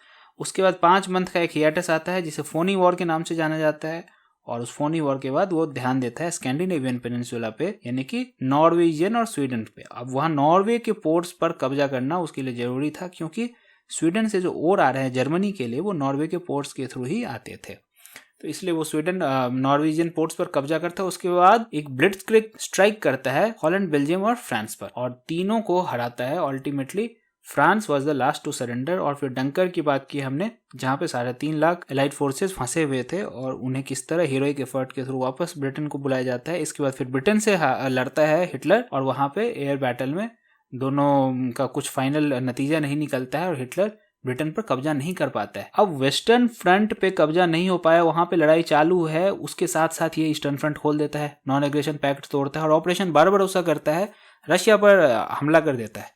पर वहां पे भी इसे सफलता नहीं मिलती है, इसकी ब्लिट्जक्रिग की पॉलिसी फेल हो जाती है, और इस तरह दोनों फ्रंट पे जर्मन रिसोर्सेज स्ट्रेच हो जाते हैं। इसके बाद थोड़ी सी बात कर लेते हैं, एक और इम्पॉर्टेंट इवेंट था अटैक ऑन पर्ल हार्बर, जिसके बारे में मैं उम्मीद करता हूँ आप सभी लोग जानते होंगे। इस पर एक मूवी भी आ चुकी है पर्ल हार्बर नाम से, दिसंबर 1941 में, 7 दिसंबर 1941। 350 के आसपास जापानीज प्लेन लो लेवल पे उड़ते हुए निकलते हैं, और पर्ल हार्बर नाम के अमेरिकन नेवल बेस जो कि हवाई आइलैंड के पास था, उस पर हमला कर देते हैं और वहां पे 350 से ज्यादा एयरक्राफ्ट, 5 बैटलशिप बिल्कुल तबाह हो जाते हैं और 4000 से भी ज्यादा अमेरिकन लाइव्स का नुकसान होता है। इससे परेशान होकर यूनाइटेड स्टेट्स ने अपनी आइसोलेशनिस्ट पॉलिसी बंद की और उसने जापान पर वॉर डिक्लेयर किया। अब यहाँ आप ध्यान रखो कि अमेरिका वर्ल्ड वॉर में नहीं कूद रहा, अमेरिका जापान पर हमला करता है। पर जापान, जर्मनी और इटली तीनों एंटी कॉमिटेंट पैक्ट कर रखा था इन तीनों ने। अब एक लूज अलायंस तो इनके अंदर बना हुआ था। इसे हम लोग कंप्लीट वॉर अलायंस नहीं कह सकते, ये एक एंटी कॉमिटेंट पैक्ट था, एंटी यूएसएसआर पैक्ट था, पर फिर भी एक लूज सेंस ऑफ अलायंस इन तीनों के बीच था। अब यूएसए ने जब जापान पे वॉर डिक्लेयर किया, यहाँ पे हिटलर अपना दूसरा स्ट्रेटेजिक ब्लंडर कमिट करता है। पहला ब्लंडर क्या था? बिना वेस्टर्न फ्रंट यानी कि ब्रिटेन को निपटाए हुए वो ईस्टर्न फ्रंट पे स्विंग करके रशिया पे हमला कर देता है। उसी तरह यहाँ पे यूएसए और जापान के वॉर में ये कूद जाता है और यहाँ सेकेंड स्ट्रेटेजिक ब्लंडर कमिट करता है, क्योंकि ये बाध्य नहीं था, ये कोई अलायंस नहीं था, वॉर अलायंस नहीं था कि जापान पे हमला होगा तो जर्मनी मदद करने जाएगा। ऐसा अलायंस इसने इटली के साथ किया था, जो कि पैक्ट ऑफ स्टील था। याद करो, मैंने आपको बताया था जर्मनी और इटली का जो लव मैरिज हुआ था, पैक्ट ऑफ स्टील, जो 1939 में साइन हुआ था, वो था वॉर अलायंस कि अगर जर्मनी और इटली पे किसी पे हमला होता है तो दूसरी कंट्री उसकी मदद के लिए जाएगी। पर यहाँ जापान के साथ ये सिचुएशन नहीं थी। यहाँ दूसरा स्ट्रेटेजिक ब्लंडर कमिट करता है हिटलर। और इसके बाद जब हिटलर ने यूनाइटेड स्टेट्स पे वॉर डिक्लेयर कर दिया और यूनाइटेड स्टेट्स के रिसोर्सेज वर्ल्ड वॉर 2 में आते हैं, तो यहाँ से सिचुएशन जर्मनी के लिए बद से बदतर होती जाती है धीरे धीरे। अब इसके बाद ऑपरेशन ओवरलॉर्ड स्टार्ट। अब रशिया पे जब अटैक किया था हिटलर ने, तो रशिया काफी दिन से चीख पुकार मचा रहा है कि आप लोग वेस्टर्न फ्रंट खोलो। वेस्टर्न फ्रंट खोलने का मतलब जो फ्रांस के कोस्ट्स हैं वहां पे अमेरिका के फोर्सेस, ब्रिटेन के फोर्सेस सब मिलके हिटलर को वेस्टर्न एंड से स्क्वीज करना शुरू करें और रशिया ईस्टर्न एंड से स्क्वीज करना शुरू करेगा। तो ये फाइनली 6 जून 1944 में शुरुआत होती है। ऑपरेशन ओवरलॉर्ड नाम दिया जाता है इस ऑपरेशन का। और एलाइड फोर्सेस लैंड करते हैं फ्रांस में नॉर्मंडी के आसपास। 60 मील का एक स्ट्रेच है, उस पे एलाइड फोर्सेस लैंड करते हैं और ये लोग इस बात का ध्यान रखते हैं कि नेचुरल जो पोर्ट्स हैं उस पर लैंड ना किया जाए और पोर्ट से काफी दूर लैंड करते हैं जिससे कि पोजीशन को पता ना। तो ये लैंडिंग काफी इंपॉर्टेंट थी और इसने लड़ाई का रुख पलटा। अब यहाँ से क्या होता है कि धीरे धीरे वेस्टर्न एंड से एलाइड फोर्सेस स्क्वीज करने लगते हैं हिटलर के फोर्सेस को, और ईस्टर्न फ्रंट से रशिया के फोर्सेस स्क्वीज करने लगते हैं हिटलर के फोर्सेस को। और अब दौड़ शुरू हो जाती है दोनों में कि जर्मनी कौन पहुंचेगा। लेकिन इससे पहले एक विवाद का मुद्दा यहाँ पर यह था हमारे लिए कि वर्ल्ड वॉर 1 आपको अगर याद हो तो वहां पे मैंने बात की थी, जर्मनी एक्चुअली जर्मन कंट्री को कभी भी इन्वेड नहीं किया गया था। जर्मनी ने इन्वेड किया था दूसरी कंट्रीज को, फ्रांस को किया था, बेल्जियम को किया था, पर जर्मनी पर कभी हमला नहीं हुआ था। और फाइनली जब जर्मनी ने आर्मिस्टिस की मांग की थी तो एलाइड फोर्सेस मान गए थे और एक नेगोशिएटेड पीस साइन हुआ। इससे सीख लेते हुए इस बार एलाइड फोर्सेस ने कहा कि हमें नेगोशिएटेड पीस नहीं चाहिए, हमें क्या चाहिए, अग्रेसर्स का अनकंडीशनल सरेंडर, बिना किसी शर्त उन्हें हथियार डालने होंगे। तो ये डिफरेंस था एलाइड फोर्सेस के अप्रोच में टुवर्ड्स अग्रेसर्स। फर्स्ट वर्ल्ड वॉर में उन्होंने क्या किया, एक नेगोशिएटेड पीस। यहाँ पे वो क्या चाहते थे, सेकेंड वर्ल्ड वॉर में अनकंडीशनल सरेंडर। तो इसके तहत ऑपरेशन ओवरलॉर्ड हमने देखा जिसकी शुरुआत की जाती है और वेस्टर्न फ्रंट खोला जाता है। वेस्टर्न फ्रंट से जर्मनी पर हमला हो रहा होता है फ्रांस, ब्रिटेन और यूएसए की फोर्सेस के द्वारा, और ईस्टर्न फ्रंट से रशिया स्क्वीजन कर रहा होता है। दोनों तरफ से अटैक होता है और साथ ही साथ बॉम्बिंग, कारपेट बॉम्बिंग जो हम जिन्हें कहते हैं, ये एकदम चादर की तरह बिछा दी गई। कई जर्मन सिटीज निस्तो नाबूद हो गए थे, जो कि फर्स्ट वर्ल्ड वॉर में हमने नहीं देखा था। फर्स्ट वर्ल्ड वॉर में जर्मनी पे एक्चुअली कभी हमला नहीं हुआ था। तो यहाँ पे 3 पिक्चर मुझे मिले हैं, इलस्ट्रेटिव पिक्चर्स है। ये है लैंडिंग ऑन नॉर्मैंडी बीच, यानी कि ऑपरेशन ओवरलॉर्ड की पिक्चर। ये है ऑपरेशन बारबरोसा को दर्शाता हुआ पिक्चर। इसमें देखो आप, जारे में इन्हें दिक्कत हुई, जारा काफी तेजी से आने लगा था और बरसात की वजह से भी इन्हें दिक्कत हुई, क्योंकि जर्मनी के जो हेवी मोटराइज डिविजन्स थे उन्हें उस गीले लैंड पे ट्रैवल करना बहुत मुश्किल हो रहा था। और तीसरा ये पिक्चर कारपेट बॉम्बिंग को दर्शा रहा है। अब दोनों फोर्सेज में होड़ लगी हुई थी कि कौन जर्मनी पहुंचता है। वेस्टर्न साइड से ब्रिटेन, फ्रांस और यूनाइटेड स्टेट्स के फोर्स पहुंचते हैं पहले, या फिर ईस्टर्न साइड से यूएसएसआर के फोर्सेज पहुंचते हैं। तो इस रेस में यूएसएसआर के फोर्स जीत जाते हैं और वो पहले पहुंचते हैं बर्लिन पे।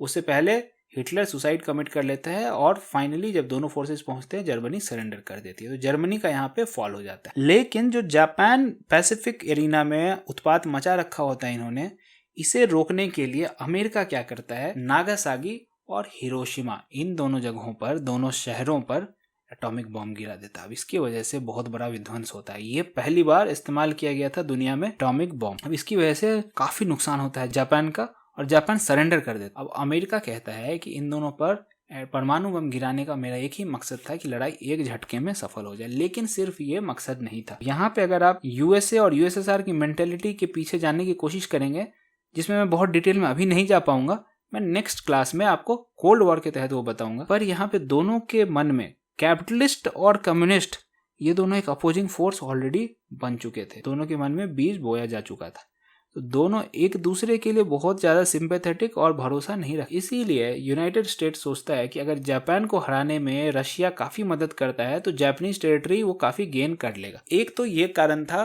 कि उसने पहले एटम बम गिरा दिया और जापान को सरेंडर करवा दिया कि रशिया को टेरिटरी कैप्चर करने का मौका ही ना मिले।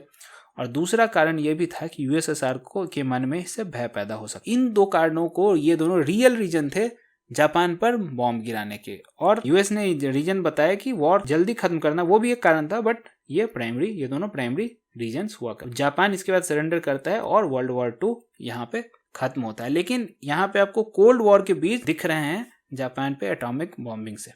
तो कोल्ड वॉर बहुत इंपॉर्टेंट टॉपिक है, नेक्स्ट लेक्चर में इसके बारे में हम लोग डिटेल में बात करेंगे। पर यहाँ इसे आगे बढ़ाते हैं और ये बात कर लेते हैं थोड़ी सी कि एक्सिस पावर्स क्यों हार, यानी कि जर्मनी, जापान और इटली, इन सब की हार क्यों हुई। तो देखो, मैं बहुत ज़्यादा लड़ाइयों की डिटेल में नहीं गया हूँ, आप भी मत जाना, क्योंकि इसमें काफ़ी सारी लड़ाइयाँ हैं। 6 साल तक अगर लड़ाई चलेगी तो लड़ाइयों का एक पूरा दौर चला होगा और वो हमारे एग्जाम पॉइंट ऑफ व्यू से इंपॉर्टेंट नहीं है। बट जो स्ट्रेटेजिक कंसेप्ट्स हैं वो सब मैं आपको कोशिश कर रहा हूँ कि जितने भी हैं वो धीरे धीरे थोड़ा थोड़ा बताता जाऊँ, जिससे कि आप चीज़ें एक पर्सपेक्टिव में आ जाए और आप किसी भी तरह का क्वेश्चन इस पर टैकल कर सकते। तो अब बात कर लेते हैं कि reasons for loss of axis power क्या हुआ करता। अब इसमें सबसे पहला रीजन जो किसी को भी सामने से देखकर पता चल जाएगा वो होगा कि Axis powers took on too many countries at a time. सबसे पहला काम तो हिटलर ने अच्छा किया कि नॉन एग्रेशन पैक्ट साइन कर लिया यूएसएसआर के साथ। लेकिन उसके मन में क्या यूएसएसआर के लिए कोई सिंपैथी थी, कोई रिस्पेक्ट था? तो जी नहीं। इसके बारे में हमने अभी डिटेल में चर्चा की है। उसके माइन कैंप नाम के बुक में उसने सब कुछ साफ साफ लिखा है कि किस तरह उसके मन में कट्टर एंटी कम्युनिस्ट फीलिंग्स हुआ करती थी। पर वो सिर्फ एक स्टॉप गैप मेजर था और अल्टीमेटली जब वेस्टर्न फ्रंट काबू में नहीं आ पाया तो बिना वेस्टर्न फ्रंट को काबू किए हुए वो ईस्टर्न फ्रंट पे हमला कर देता है। यानी कि cross the Europe west to east German army लड़ रही है, उसके रिसोर्सेज स्ट्रेच हो रहे हैं और दूसरी तरफ यूएसए, ब्रिटेन और यूएसएसआर के कंबाइंड रिसोर्सेज एक साथ काम कर रहे हैं, तो इसके खिलाफ एक्सिस पावर्स का टिक पाना बहुत मुश्किल था। दूसरी बात ये जान लेते हैं कि ये जो ब्लिट्जक्रिग की पॉलिसी फॉलो की, ये शुरुआत में तो बेल्जियम, हॉलैंड और फ्रांस में सफल हुई, क्योंकि दुनिया ने कभी ये पहले इतने लार्ज स्केल पे फेस नहीं किया था और किसी को अंदेशा नहीं था कि ये ब्लिट्जक्रिग इतने तेजी में हो जाएगा और बेल्जियम, हॉलैंड और साथ ही साथ फ्रांस भी सरेंडर कर जाएगा। लेकिन धीरे धीरे एलाइड फोर्सेज ने ब्लिट्जक्रिग की पॉलिसी को समझ लिया, ब्लिट्जक्रिग की पॉलिसी को समझ लिया और उसको काउंटर करने का तरीका निकाल लिया। और साथ ही साथ जर्मनी की जो ब्लिट्जक्रिग की पॉलिसी थी वो ईस्टर्न फ्रंट पे भी फेल हो जाती है, रशिया पे वो कब्जा नहीं कर पाता, तो इसलिए दोनों फ्रंट खुले रहते हैं, दोनों तरफ से जूझ रहा होता है। दूसरा स्ट्रेटेजिक ब्लंडर जो हमने बात की थी वो भी एक सबसे महत्वपूर्ण कारण था जर्मनी की हार का, वो था डिक्लेयरिंग वॉर ऑन रशिया। जब यूएसए ने जापान पे वॉर डिक्लेयर किया उस समय जर्मनी कूद जाता है जापान के साथ यूएसए के खिलाफ वॉर में, तो ये सबसे बड़ा स्ट्रेटेजिक ब्लंडर था हिटलर का। उसके बाद जापान जो एक मेजर पावर हुआ करता था उस समय और फर्स्ट वर्ल्ड वॉर के बाद काफी बड़े स्केल पर मिलिटराइजेशन हुआ था जापान का, इसके बारे में भी आगे लेक्चर्स में बात करेंगे। लेकिन अभी आप जान लो कि फर्स्ट वर्ल्ड वॉर के बाद काफी हेवी लेवल पे मिलिटराइजेशन हुआ था जापान का और उस मिलिटराइजेशन में कहीं ना कहीं एक स्ट्रेटेजिक मिस्टेक की थी जापान ने, जिसने एयरक्राफ्ट कैरियर्स प्रोड्यूस करने की जगह बैटल शिप्स प्रोड्यूस करना शुरू कर दिया। लेकिन जब अमेरिका वॉर में आता है तो उनके पास ये एडवांटेज रहता है, उनके पास कई एयरक्राफ्ट कैरियर्स होते हैं और from the middle of the sea भी वो अपना एयर ऑपरेशन चालू रखता है। लेकिन जापान के एयरक्राफ्ट्स की तो एक रेंज थी, उस रेंज से ज़्यादा वो नहीं जा पाएंगे, तो ये एक स्ट्रेटेजिक मिस्टेक करता है जापान अपने मिलिटराइजेशन के प्रोग्राम। तो ये थे कुछ कारण एक्सिस पावर्स के लॉस के। आप थोड़ी बहुत बात कर लेते हैं सेकेंड वर्ल्ड वॉर का क्या सब इफेक्ट हुआ। तो कुछ यूजुअल इफेक्ट्स वॉर के क्या होंगे, loss of life, loss of infrastructure, और फिर ये नंबर की बात जो मैं कर रहा हूँ, ये नंबर आपको रट्टा मारने की जरूरत नहीं है, ये सिर्फ मैंने आपके रेफरेंस के लिए लिखा है कि कितना बड़ा विध्वंसकारी युद्ध था। उस समय तक दुनिया ने इससे बड़ा विध्वंसकारी युद्ध नहीं देखा था। 12 मिलियन सोल्जर और 25 मिलियन सिविलियन मारे जाते हैं, कुल मिला के 37 मिलियन लोग मारे गए थे, 37 मिलियन, और 24 मिलियन इंजर्ड थे। इतने लार्ज स्केल पर किलिंग और इंजरी इससे पहले कभी नहीं देखी गई थी। साथ ही साथ इस पर दोनों तरफ के एयरफोर्सेज ने एक दूसरे के शहर को बर्बाद, कई शहर पूरे के पूरे शहर बर्बाद हो गए। जो कारपेट बॉम्बिंग होती थी उनमें उन एयर रेड्स में पूरे शहर बर्बाद हो जाते हैं। एक और इम्पॉर्टेंट इम्पैक्ट जो होता है वो होता है डीकोलोनाइजेशन के प्रोसेस को यहाँ पे काफ़ी बल मिलता है। देखो हमारे सिलेबस में भी एक कॉलोनाइजेशन और डीकोलोनाइजेशन का टॉपिक है। अब हमारे सिलेबस में 2 टॉपिक ऐसे हैं, एक डीकोलोनाइजेशन कॉलोनाइजेशन और दूसरा टॉपिक है रिड्रॉल ऑफ नेशनल बाउंड्रीज। तो ये दोनों टॉपिक्स, जब सारे टॉपिक्स हमारे वर्ल्ड हिस्ट्री के खत्म हो जाएंगे उसके बाद मैं आपके लिए इस पर लेक्चर लेके आऊँगा, क्योंकि ये सारी चीज़ें हम लोग एक एक करके देख ही रहे हैं। रिड्रॉल ऑफ बाउंड्रीज के बारे में अभी तक में हमने कई बार देखा है। क्यों? क्योंकि कांग्रेस ऑफ वियना ने क्या रिड्रॉल ऑफ बाउंड्रीज नहीं किया? जब नेपोलियन लड़ रहा था तो क्या उसने रिड्रॉल ऑफ बाउंड्रीज नहीं हुआ? जब अमेरिका में रिवॉल्यूशन हुआ और जो 13 कॉलोनीज थी वो किस तरह 13 से बढ़ते बढ़ते पूरा यूनाइटेड स्टेट्स ऑफ अमेरिका बना, किस तरह स्टेट्स एक्वायर किए गए, क्या वहाँ रिड्रॉल ऑफ बाउंड्रीज नहीं था? फर्स्ट वर्ल्ड वॉर के बाद आप देखो, या उससे भी पहले 1830 में देखो, क्या बेल्जियम को इंडिपेंडेंस मिला था तो क्या वो रिड्रॉल ऑफ बाउंड्रीज नहीं था? उसी तरह जब जर्मनी का यूनिफिकेशन हुआ, जब इटली का यूनिफिकेशन हुआ तो क्या वो रिड्रॉल ऑफ बाउंड्रीज नहीं था? फिर अगर आप ट्रीटी ऑफ वर्साई में बात कर लेते हैं, वहाँ चेकोस्लोवाकिया बनाया गया था, क्या वो रिड्रॉल ऑफ बाउंड्रीज नहीं था? ऑस्ट्रिया हंगरी का हैब्सबर्ग एम्पायर का और ऑटोमन एम्पायर का डिसइंटीग्रेशन होता है, हैब्सबर्ग एम्पायर 4 पार्ट में टूट गया था, तो क्या वो रिड्रॉल ऑफ बाउंड्रीज नहीं था? तो ये दोनों जो टॉपिक्स हैं ये हमारे साथ साथ चल रहे हैं। लास्ट में मैं बस चीज़ों को एक पर्सपेक्टिव में रख दूंगा, तो आप ऐसा मत समझो कि रिड्रॉल ऑफ बाउंड्रीज टॉपिक हमारा छूट रहा है। छूट नहीं रहा, हम लोग हर चैप्टर में उसे थोड़ा थोड़ा पढ़ रहे हैं। तो रिड्रॉल ऑफ बाउंड्रीज को एक फ्रेमवर्क में मैं आपको डाल के लास्ट में दे दूंगा, उसके लिए अभी घबराने की जरूरत नहीं है। वो आप ये समझ लो कि आप पढ़ते ही जा रहे हो, और अगर आप खुद से थोड़ा सा दिमाग लगा के सोचने की कोशिश करेंगे तो आपको पता चलेगा कि रिड्रॉल ऑफ बाउंड्रीज तो आप ऑलरेडी पढ़ चुके हो। खैर उसके बारे में हम लोग आगे बात करेंगे, लेकिन यहाँ डीकोलोनाइजेशन का प्रोसेस शुरू हो जाता है। और इंडिया में भी आप याद करो 1947 में जब हमें आज़ादी मिली थी और 1945 में जब वर्ल्ड वॉर चल रहा था और उस समय जापान लगभग हमारे बाउंड्रीज तक पहुंच चुका था। लेकिन ये जापान जैसा छोटा नेशन जो ब्रिटेन और फ्रांस को बुरी तरह से चैलेंज कर दिया इन्होंने और उनके कई सारी टेरिटरीज एक्वायर कर दी, इसने यूरोपियन सुपीरियरिटी का जो एक कॉलोनिस्ट के मन में दबदबा बैठा था वो खत्म कर दिया। अब यहाँ कॉलोनियल सुप्रीमेसी की जो माइंडसेट थी वो एकदम खत्म हो गई है और इससे फ्रीडम मूवमेंट्स को एक नया बल मिला और धीरे धीरे डीकोलोनाइजेशन का प्रोसेस काफ़ी ज़्यादा फास्ट एंड हो जाता है। अब एक और इम्पैक्ट और काफ़ी इंपॉर्टेंट इम्पैक्ट है जिसके बारे में नेक्स्ट जो हमारा लेक्चर है उसमें डिटेल में बात करेंगे, वो था स्टार्टिंग ऑफ कोल्ड वॉर। अब दुनिया पहले ही कैपिटलिस्ट और कम्युनिस्ट ब्लॉक में तो बढ़ती ही रही थी। रशियन रिवॉल्यूशन के समय से ही कम्युनिज्म का फैलाव पूरे यूरोप में धीरे धीरे हो रहा था। कई जगह कम्युनिस्ट पार्टी आ रही थी और यूएसएसआर तो पूरी तरह से एक कम्युनिस्ट नेशन बन चुका था। लेकिन वर्ल्ड वॉर 1 में जो एक वर्ल्ड वॉर 2 में जो एक अनमेल विवाह हुआ था, एक अनमेल कोलिशन बना था ब्रिटेन, फ्रांस और रशिया। क्यों? क्योंकि ब्रिटेन और फ्रांस क्या है? कैपिटलिस्ट। रशिया क्या था? कम्युनिस्ट।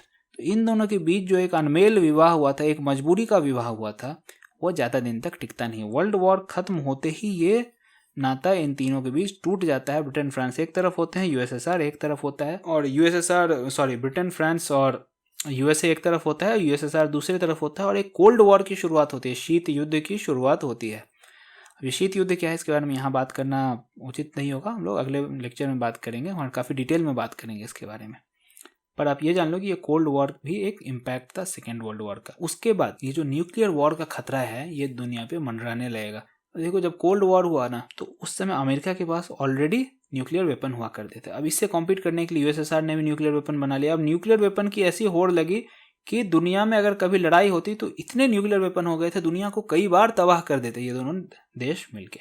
न्यूक्लियर वेपन का भी एक खतरा सेकेंड वर्ल्ड वॉर का इम्पैक्ट था। साथ ही साथ जो चीज़ मैं काफ़ी पहले से आपको बोलता आया हूँ कि यूरोप का जो डोमिनेशन था वो वर्ल्ड पे, वो कहने को तो वर्ल्ड वॉर 1 के समय ही खत्म हो गया था, जब यूएसए जो एक कॉलोनी हुआ करता था ब्रिटेन का, उससे लोन लेना पड़ा ब्रिटेन को। लेकिन सेकेंड वर्ल्ड वॉर ने इस पे फाइनल स्टैंप लगा दिया और यूरोप का डोमिनेशन बिल्कुल खत्म हो गया और दुनिया के 2 नए सुपर पावर उभर कर आए, वो थे यूएसए और यूएसएसआर। तो एक बाइपोलर वर्ल्ड की तरफ दुनिया बढ़ती जा रही थी। साथ ही साथ यूनाइटेड नेशंस ऑर्गेनाइजेशन की स्थापना की जाती है, ये भी एक इम्पैक्ट था, एक पॉजिटिव इम्पैक्ट था वर्ल्ड वॉर 2 का। अब देखो लीग ऑफ नेशंस जो फेल हुआ था उसका बड़ा भाई है यूनाइटेड नेशंस ऑर्गेनाइजेशन। अब इसके बारे में, इसके क्या क्या संस्थाएं हैं, किस तरह इनका डिवीजन है, ये सब आगे बाद में बात करेंगे अलग लेक्चर में, यहाँ पे इस पर डिटेल में नहीं जाते हैं। अब बात कर लेते हैं थोड़ी बहुत पीस ट्रीटी। जैसा वर्ल्ड वॉर 1 के बाद ट्रीटी हुई थी, लेकिन यहाँ पे इस तरह की ट्रीटी नहीं होती है। इटली और जापान के साथ ट्रीटी साइन जरूर होती है जिसमें उनके मिलिट्री प्रॉयस को थोड़ा बहुत लिमिट करने की कोशिश की जाती है, और टेरिटरी जो उन्होंने ऑक्यूपाई की थी उनके साथ क्या करना है ये सब निर्णय लिए जाते हैं। पर ये बहुत इंपॉर्टेंट नहीं है, इनके डीप में मैं नहीं जाऊंगा। असली मुद्दा यहाँ पे आता है जर्मनी और ऑस्ट्रिया के साथ क्या किया जाए। इस पर रशिया एक तरफ और बाकी के पावर्स, उसके अलाइड पार्टनर जो थे ब्रिटेन, फ्रांस और यूनाइटेड स्टेट्स ऑफ अमेरिका, इन दोनों ब्लॉक्स के बीच विवाद हो जाता है। और रशिया का मानना था कि अलाइड ट्रूप्स को जर्मनी और ऑस्ट्रिया पर साथ साथ कब्जा करके रूल करना चाहिए। अब इस मुद्दे पर जो विवाद था, इस विवाद ने जर्मनी के दो हिस्से कर दिए, वेस्ट जर्मनी और ईस्ट जर्मनी। अब इस वेस्ट जर्मनी और ईस्ट जर्मनी के बारे में और ये जो विवाद छिड़ा, ये कोल्ड वॉर धीरे धीरे आप देखेंगे कि यहाँ से बढ़ता ही गया, और कोल्ड वॉर एक विध्वंसकारी युद्ध का रूप लेने से कई बार बचा है। कभी इसने रूप नहीं लिया, लेकिन एकदम ब्रिंक तक ये कई बार बचा। इसे पॉलिसी ऑफ ब्रिंकमैनशिप भी कहते हैं। इन सब के बारे में अगले लेक्चर में बात करेंगे, जब हम लोग बात करेंगे कोल्ड वॉर की। तो अगला लेक्चर हमारा कोल्ड वॉर पे आने वाला है, और इसके साथ साथ हमारा वर्ल्ड हिस्ट्री का एक बहुत बड़ा ऑलमोस्ट 95% पोर्शन आप कह सकते हो, इंपॉर्टेंट पोर्शंस खत्म हो जाएंगे। तो उम्मीद करता हूँ कि अभी तक का आपको ये लेक्चर सीरीज काफ़ी आपके लिए यूजफुल साबित हो रहा होगा। और अगर आपने चैनल को अभी तक सब्सक्राइब नहीं किया है तो प्लीज़ हमारे चैनल को सब्सक्राइब कीजिए और वीडियो को लाइक कीजिए। और जो भी आपके फ्रेंड्स प्रिपेयर कर रहे हैं एग्जाम के लिए, यूपीएससी के लिए, तो उन्हें आप इसका लिंक दे सकते हैं, उन सभी के लिए फ़ायदेमंद रहेगा। इस चैप्टर को अब यहाँ पे यहीं रोकते हैं और अगले चैप्टर में बात करेंगे कोल्ड वॉर की। तो आप तब तक इस चैप्टर को रिवाइज करो। मिलते हैं अगले लेक्चर में। Thank you.